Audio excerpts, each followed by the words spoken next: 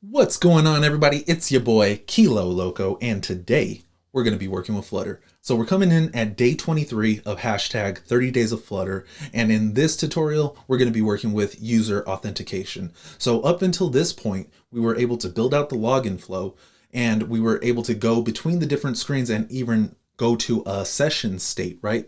But we haven't actually implemented the functionality of that. So that's what we're going to be focused on in this video, and we're going to be using AWS Amplify Auth in order to get our users authenticated. We're also going to be taking advantage of Amplify DataStore so that we can save the user to a database. So with all that said, let's go ahead and jump right on in.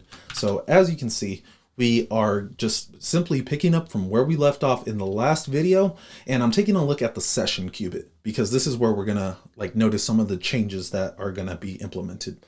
So as you can see, I had this comment right here of what we were kind of intending to do in the future, which is, we in the future right now. So what we're going to end up doing is we're going to end up with a new data repository. We already have an auth repository, but we need a data repository so that we can query our database for the user, right? Once we have that user ID.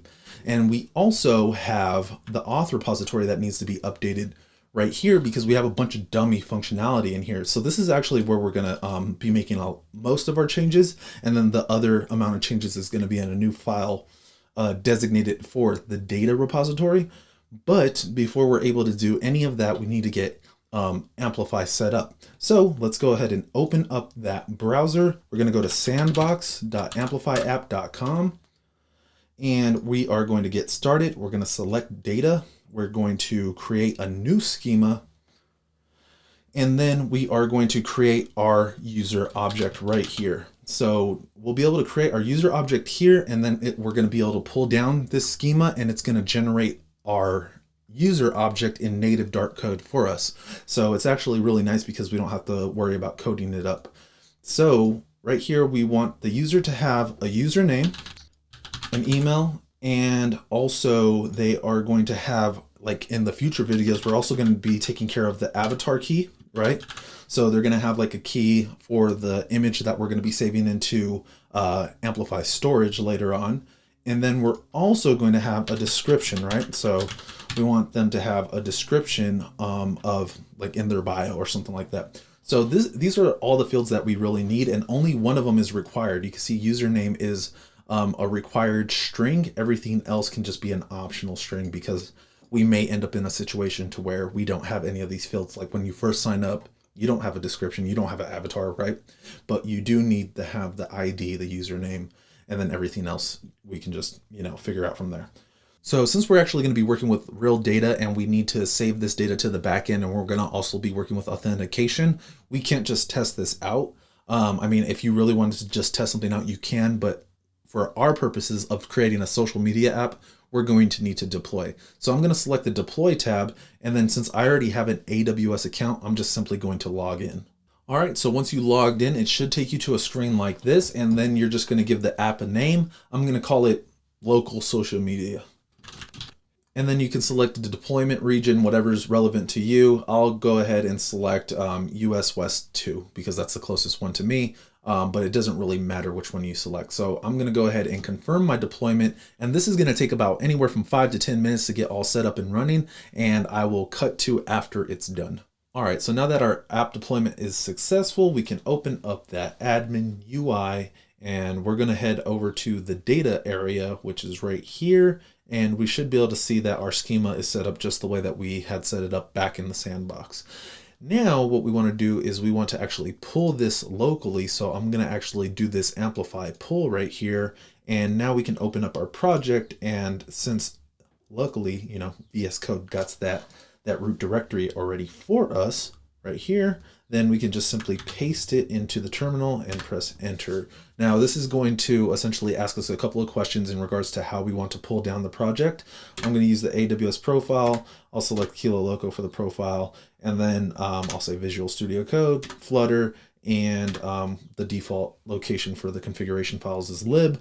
I'll keep it there. And do we plan on modifying this backend? Yes, in the future. So Now that we've done that, we'll actually notice that models has been imported, or this new folder of models is now in our project, and we can actually see the native Dart code of our user object right here. Now we're running into all these nasty red squigglies, and that's because we don't have the dependencies installed. So let's head over to, you can't even see it because my big old head's in the way.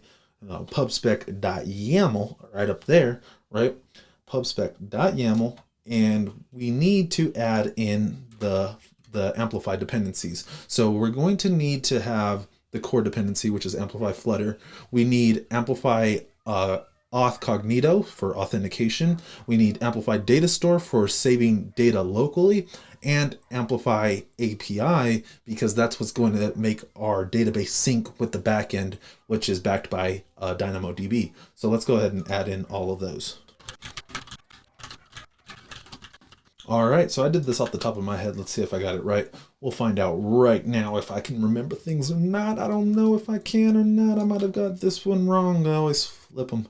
But anyways, this should be fine. We should get all of our dependencies installed.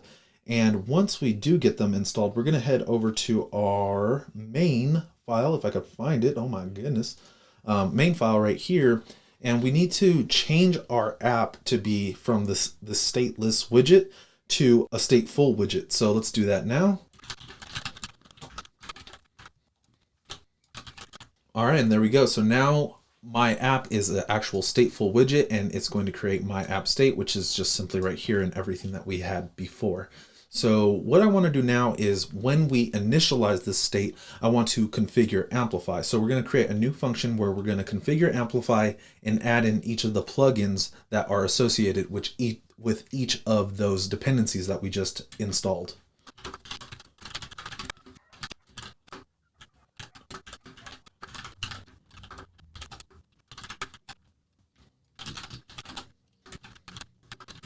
So here we go. We have our configure amplify method, which is an async method, and it's going to return a future void. And we're going to add in each of our plugins. Auth, DataStore, which takes in the model provider instance, which we are provided in our models folder, which was generated for us.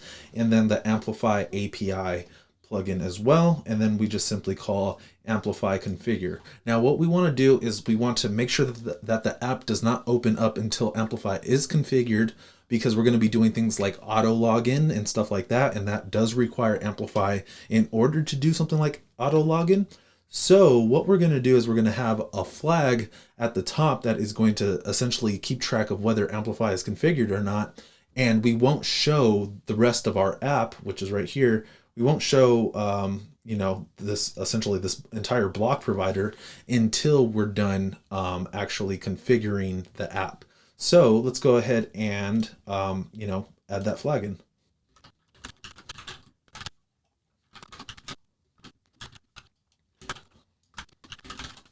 So as you can see here, after we're done configuring Amplify, we're going to set the state to show that Amplify is configured, set to true, which is our flag up here, and our material app now has a home that is based off of this flag. So if it is configured, then we show the app just like normal, but if not, then we're going to show that loading view right there. Now the last thing that we're missing is simply to call the configure amplify when we initialize our app state.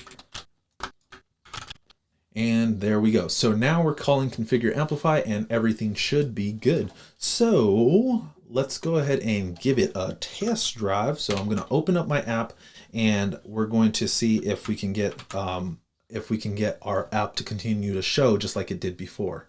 So I'm going to stop this app and let's run it. All right, and we get the circular indicator. So we ran into a problem and it's saying that we are setting up a configuration, or we're using a plugin that is not configured.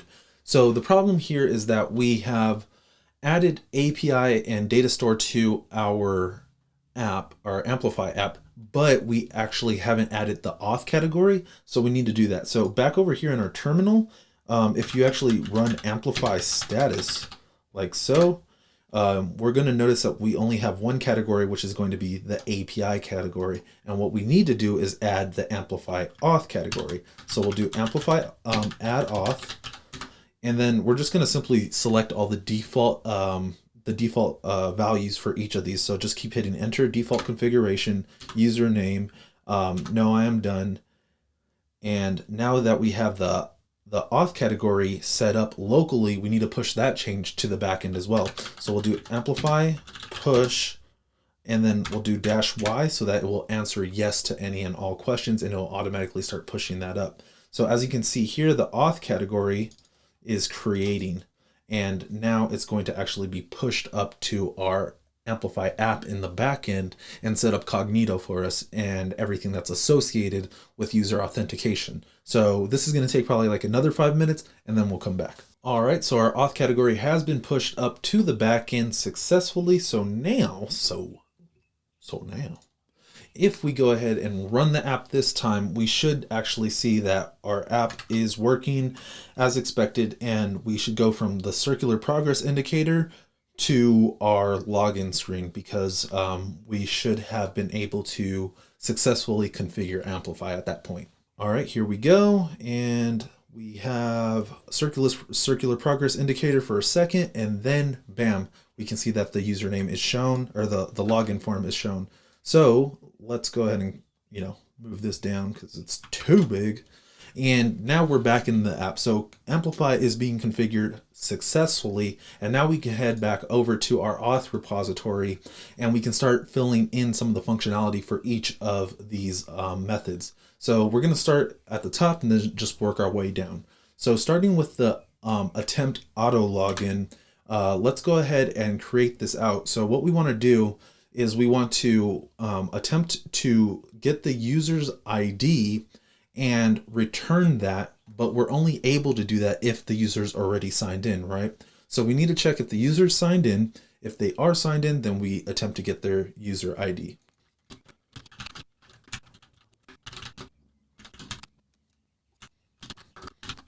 So fetch auth session gives us the ability to check if the user is signed in or not. And then what we're going to do is simply return either some type of user ID or null, and then we'll handle that at the call site.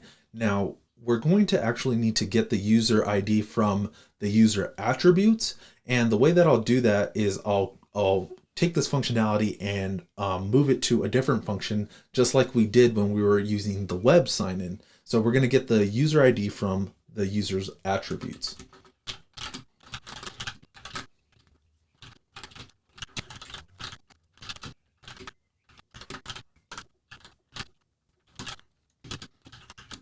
So here's our get user ID from attributes function. It's an asynchronous function that returns a string, and we're going to fetch user attributes. We're going to get the first element where the user attribute key is sub, and then we'll grab the value, which is going to be the value that's set at sub, right? And then that will be our user ID. So we'll be returning the user ID, and then if for whatever reason we can't get the user ID, then we'll just simply throw an error. Now what we can do is down here in our return statement for the attempt auto login, we can simply return await, and we can get our get user ID from the attributes. And I actually want this to be, a private function because it shouldn't be accessed from the outside, like that. And there we go. So now we'll either be returning the user ID or null. And that's all we have to do for the attempt auto login. Now login is going to be pretty similar. We're going to need to actually log the user in, and then we're going to once again fetch their ID from their user attributes. So let's do that now.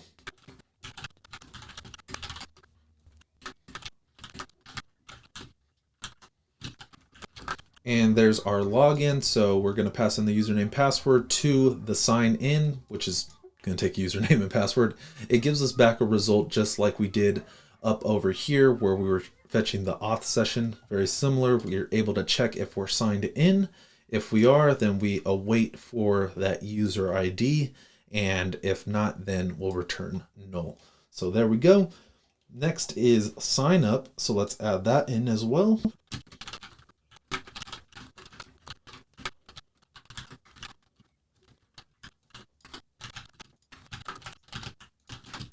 So sign up is a little bit different. We're expecting to pass in the username, email, and password, right?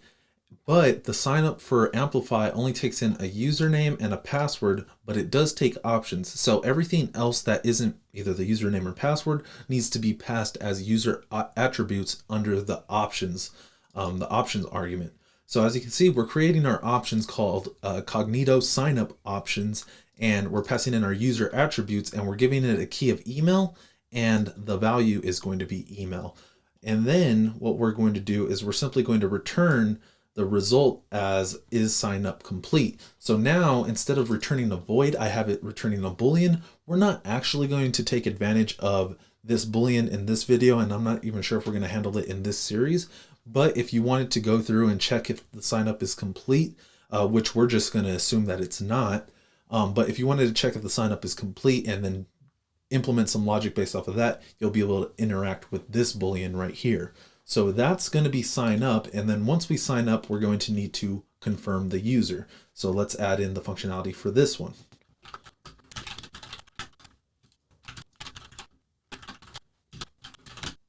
So you can see here that we are once again following the same pattern of getting a result, and we're doing confirm sign up at this point. So we're passing in the username and the confirmation code, and then that's going to give us a result, and that's once again going to tell us, are we complete with sign up or do we have more steps? I've also updated the future to return a Boolean as opposed to a string, because instead of doing the getting the user ID right here, what I want to do is I want to force the login. So we'll trigger the login process after the sign up is complete, and we'll be able to do that because we have auth credentials hanging on to the user's information for in memory for that time being. So then once we're done with this, now we can just simply implement sign out, and that's probably the easiest of them all. And there we go, a simple one-liner for sign out, and we don't need to return anything really, just a future void. Now, everything in our auth repository is all set and ready to go. The only other thing that I'll say is that we are not being careful with the information that we're passing to these APIs. So what we want to do before we continue is on things like login, where we're handling the username and the password, we want to also trim any white spaces, because if we don't trim the white spaces, what will happen is if like they enter their username and then a space like when they're signing up or signing in, then they're not going to be able to essentially sign up, right? But also they like may be able to sign in some cases when they include the space and they might have forgot, and other times they'll not remember, and then they'll be like, why can't I sign in? So what we'll do is we'll make sure that we're trimming any of the user inputs that are relevant to the username, password, or email.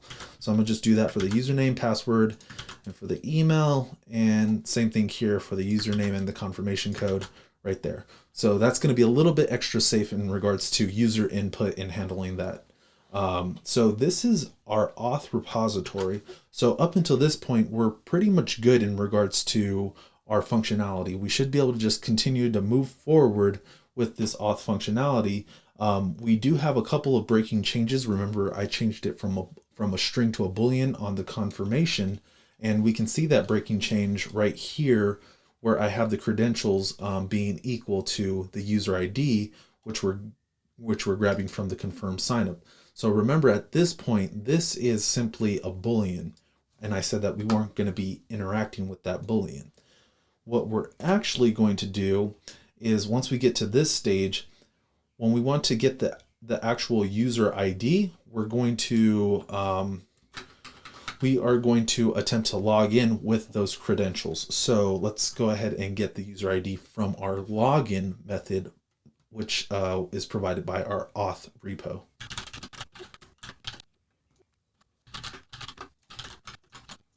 So now we have the user ID, but it's coming from the login, which we're calling after we've already confirmed the sign up. So we're going to confirm sign up.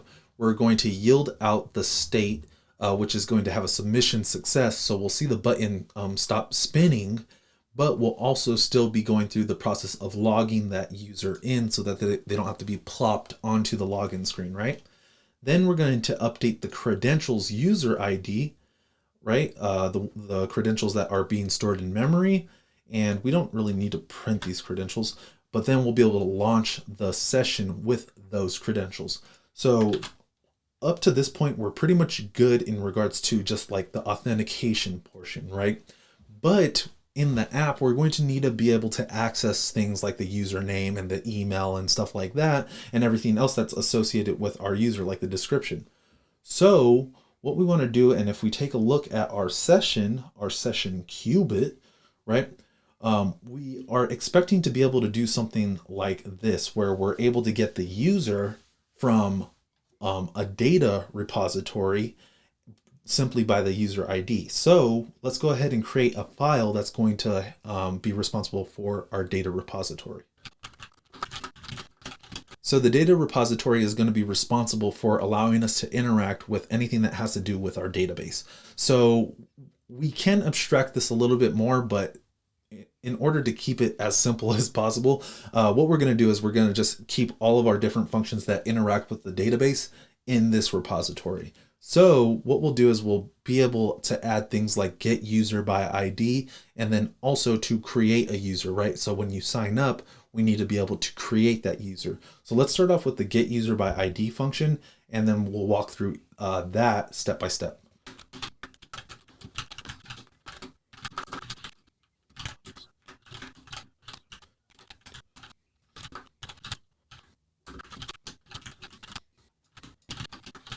So as you can see here, we are simply going to do DataStore.query, and we need to pass in what type of model we're interested in querying for. In our case, we only have just the user model right now, so we're going to be querying the user, and we have to pass it in as the class type, right?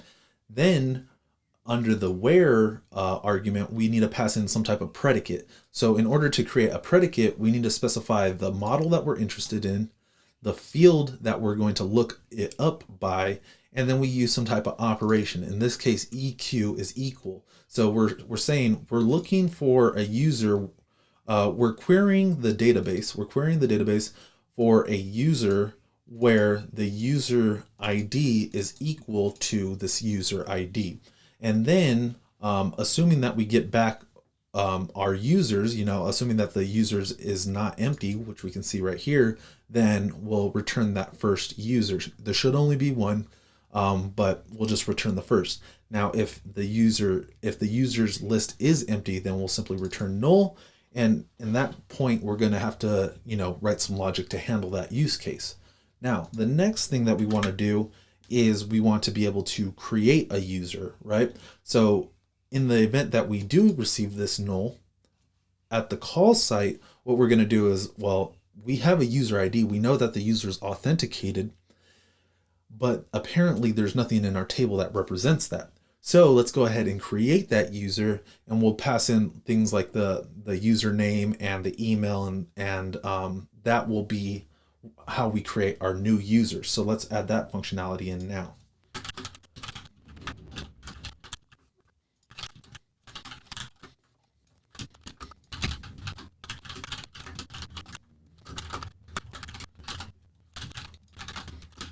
And there we go. So our create user function is going to take in the user ID, the username, and the email.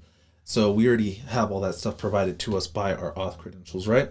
And now we have our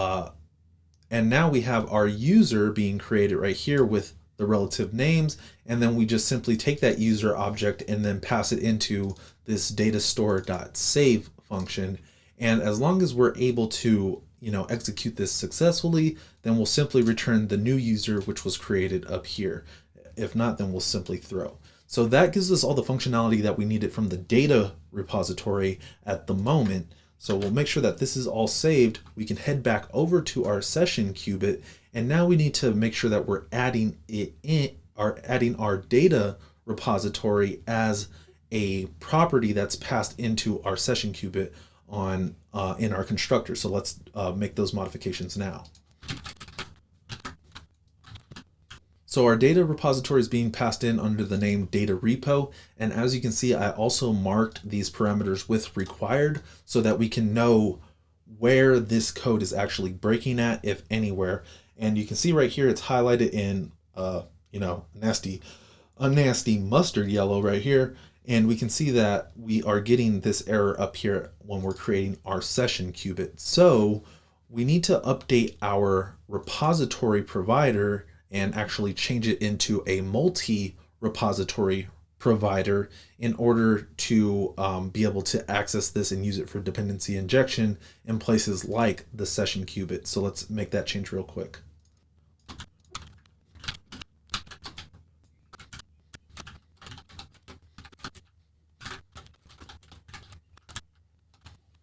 So you can see here now that we are working with this multi-repository provider. We are creating our data repository and we are passing that data repository under the data repo argument for our session qubit. Now our session qubit should be all good. And yes, we can start getting our user back as opposed to just using this dummy user right here, right? So one problem is that we're still allowing authenticated the state to take in a dynamic under the user. We want to change that to be a user, like so, like so. Oh yes. Now we can see that we're having a problem. That's good. And what we want to do is we can uncomment this out. There's a little bit of a discrepancy between the naming conventions that we thought before and what we actually implemented. I'm going to call this get user by ID, which is what we called it back over there. We need to await, like wait for me. And now we should have the user. Now, we should have the user at this point, but we may not, right? Because we're attempting to get the user ID. And we need to, one, check to make sure that that user ID is valid, because if we check the auth repo, you can see that we may be returning null. So we need to handle that use case. And if we go back over to session qubit, we need to handle that use case.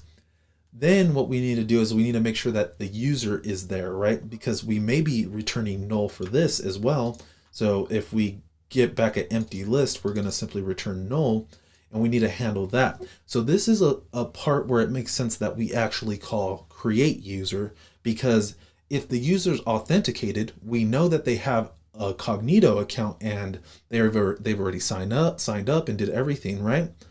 But they don't have a user in the database. Now this specific use case really shouldn't happen during the attempt auto login, but you know app development and this just might happen. So we're going to cover it anyways. So let's go ahead and add in those checks. Let's make sure that we're creating the user if it's not already created, and then we can make sure that we're passing the user to an authenticated state.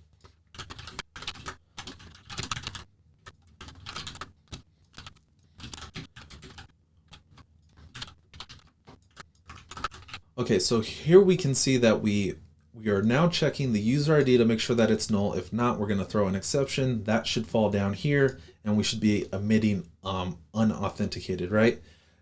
So we're accessing the data repo right here, and we're going to call create user, and we're only able to pass in the user ID at this point because we're attempting to do the auto login, right? And we're not giving the user the opportunity to enter in a username or an email or anything like that.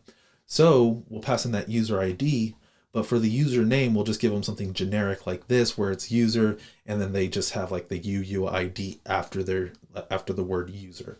So we're going to give them a generic username. This shouldn't happen, but if it does, then at least we're handling it. I also wanted to point out that I did change this create user to have the positional arguments like this.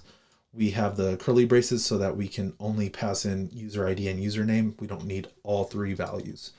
So there we go. And then we are simply emitting the authenticated state. So that covers the auto login. The only other thing that's left to do is make sure that we do something extremely similar, but for when we are actually logging the user in or showing that session. So let's go ahead and handle this use case now.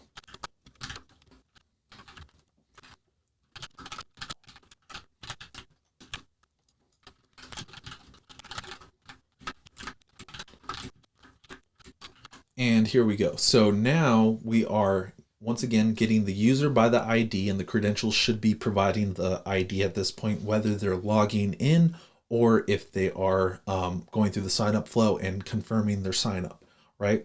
So we should be passing credentials with a user ID. We should be getting a user. And at this point, if the user is null, like if we are just signing up for the first time, then we will create the user. And since we are working with credentials, we can pass in the user ID, the username, and the email this time. Then we'll simply emit that authenticated state, and we should be all good to go.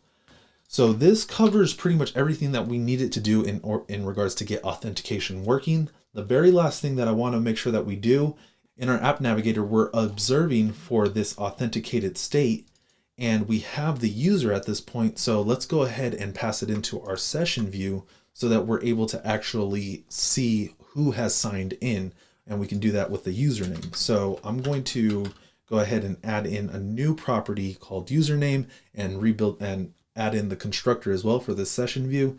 And then we should be able to display it down here in the session view right here, as opposed to just showing session view. We can say like hello and then username.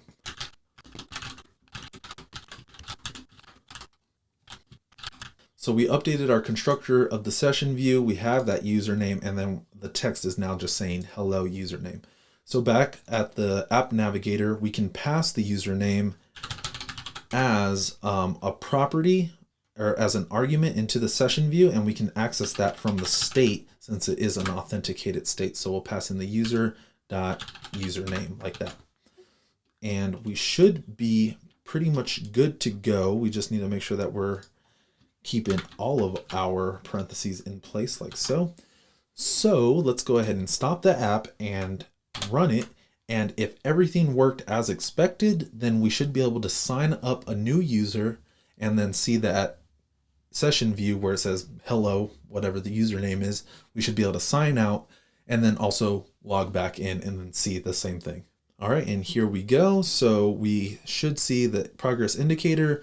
That means that Amplify has finished configuring itself. And then don't have an account. Let's go ahead and sign up. Oh yes. Then we're going to add in a username. Now keep in mind that by default you can't have spaces in your username, so just keep that in mind. So it's going to be Kilo Loco.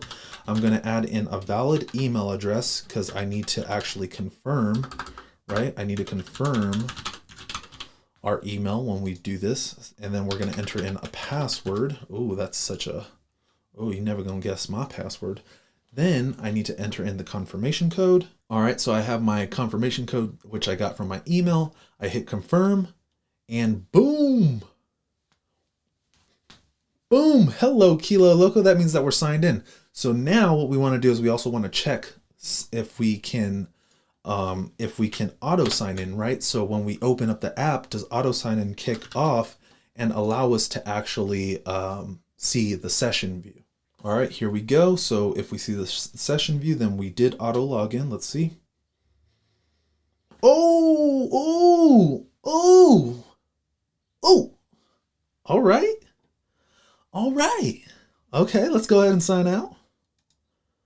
Oh, okay. Okay. Let's go ahead and stop it. Let's run it again. Make sure that we stay signed out, right? All right, here we go. Here we go. Here we go. Here we go. Bam. Ooh. Ooh. Okay. But can we log back in though? Let's see. Can we? All right, here we go. Moment of truth. Here we go. Ooh, yes. Man, I want to go take a victory lap. All right, man. So that's going to be it for today. I'm so happy this went off without a hitch. Flawless victory, right? So we were able to go through the entire authentication flow. We were able to implement that actual functionality, but then we also took it one step further and we added a database to where we were able to actually set up a user object and a user database that's going to keep track of all that information for us. So that's going to be it for today. Thank you for your time. If you want to see more videos like this and continue to build out this social media app that we're working through, then make sure that you subscribe and you catch those videos that are coming up. Thank you for your time, and go out there and keep coding passionately.